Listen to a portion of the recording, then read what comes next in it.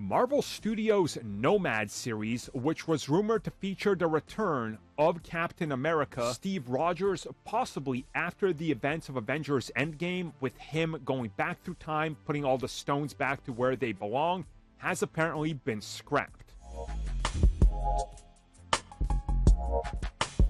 So whether or not this has been scrapped, we don't really know the full details. What we do know is that Marvel Studios and Marvel registered Marvel's NOMAD years ago, and they were actively working on it. Then we saw that the trademark was dropped at some point last year, but apparently it's only because that version of the project might have been canceled, and it could have evolved into something else. Something that's not necessarily just NOMAD, but also something that's bigger. So I think what's happening here is that the NOMAD series probably was killed. Now, let's look at this realistically.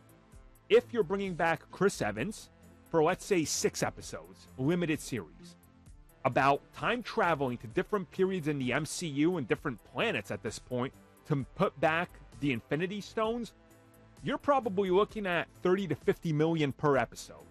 They're looking at 300 million easily to just produce this thing, and then another 100 million plus to advertise the series. They're not spending Avengers money on another Disney Plus series. If anything, the series NOMAD has probably been 100% killed off and or morphed into something else. Now, if it's a film, or maybe going back to a plot point in another upcoming Avengers film, or who knows what they're doing with it, maybe there's a chance. But it's clear as day that things 100% did not work out with Disney Plus going 200 million plus on budgets. That was never going to pay off. So I think that it is true that NOMAD has been killed off as a Disney Plus series. But there is probably a chance that it's evolving and or shelved up until something could happen down the road.